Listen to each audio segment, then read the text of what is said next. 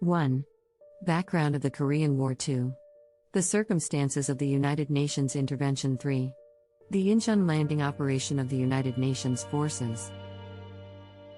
Although Korea's independence was guaranteed by the Cairo Declaration in December 1943 and the Potsdam Declaration in July 1945, these guarantees were conditional, and on August 15, 1945, the Korean peninsula was divided and occupied by the US and Soviet armies following Japan's surrender.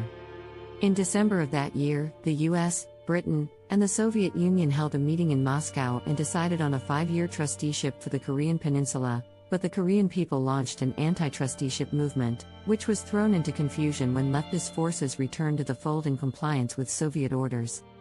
To resolve the issue, the US-Soviet Joint Commission was held in 1946 and 1947, but it failed to produce any results. In September 1947, the United States unilaterally raised the Korean issue with the UN, overcoming Soviet opposition. In November 1947, the UN General Assembly established the UN Temporary Commission on Korea and adopted a resolution to hold general elections in North and South Korea. However, the Soviet military commander refused to allow the commission to enter North Korea, and the UN General Assembly decided to hold elections only in areas where monitoring was possible. As a result, only South Korea held elections in May 1948, and a government was established in August. At the Third UN General Assembly in December of that year, Korea was recognized as a legitimate government.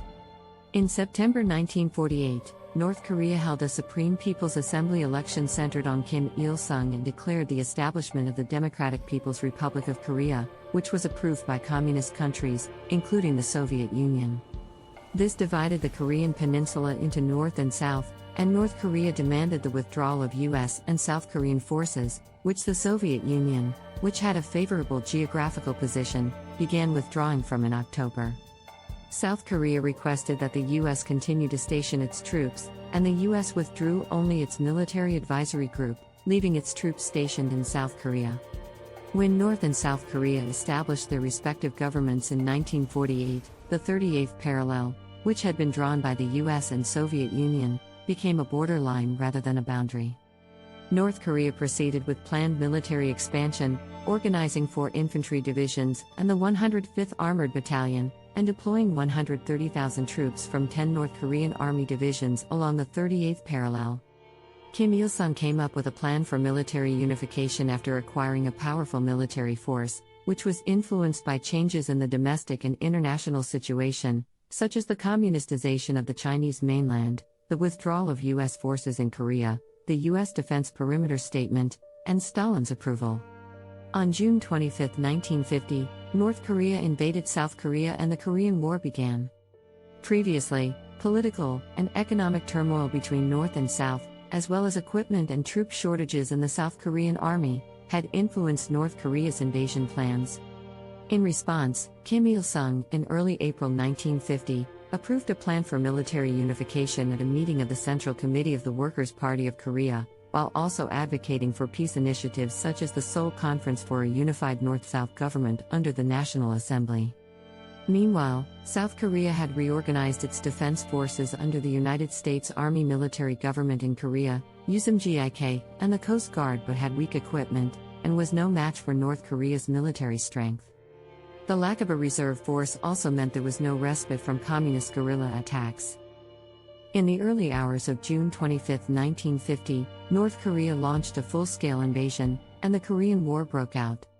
In response, the United States convened an emergency meeting of the United Nations Security Council, which declared North Korea's military attack an act of aggression and adopted a resolution calling for an end to North Korea's combat operations and withdrawal of its troops. However, North Korea did not respond, and the war continued. On June 27, the United States mobilized its Navy and Air Force to support the South Korean Army, and the Security Council adopted a resolution urging UN member countries to aid Korea, paving the way for the approval of the United States military action. General Douglas MacArthur, the Supreme Commander for the Allied Powers, SCAP, in Japan, also requested the deployment of ground troops. On July 7, the Security Council adopted a resolution delegating supreme command of UN military operations on the Korean peninsula to the United States and appointing MacArthur as the commander-in-chief of the UN forces, leading to the deployment of UN troops. South Korean President Syngman Rhee decided to transfer operational control of the South Korean military to MacArthur through the Daejeon Declaration. The military forces of 16 countries were placed under the command of the UN commander. On June 25, 1950, North Korea launched a surprise attack on South Korea and captured Seoul. The United States provided assistance to South Korea, and the UN forces secured the Nakdong River defense line to prepare for a counterattack. North Korea claimed to be liberating its people, but it implemented a reign of terror through people's trials and organized in People's Committee to secure manpower for the war effort by enforcing conscription policies and forcing young men and boys into service, even while under bombardment from UN forces to transport military supplies and food. This policy later created difficulties in the armistice negotiation process due to anti-communist fears. The Incheon landing plan was developed starting from July 15 after the outbreak of the war. General MacArthur proposed the plan to the Joint Chiefs of Staff, but it was initially rejected due to Incheon being deemed the most unsuitable area due to its terrain.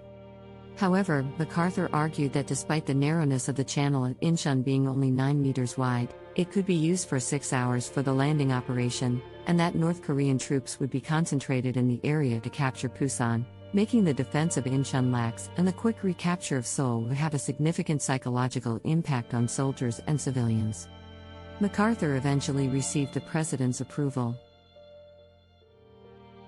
On September 15, the UN forces made a surprise landing on Wulmido in Incheon, and on September 26, they entered Seoul. On September 29, a ceremony was held to celebrate the recapture of Seoul.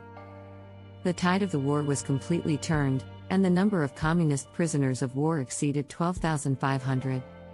However, the issue of reunification remained controversial, as it was unclear whether it aligned with the UN forces' goals in the conflict. Thanks for watching. Your support means the world to me.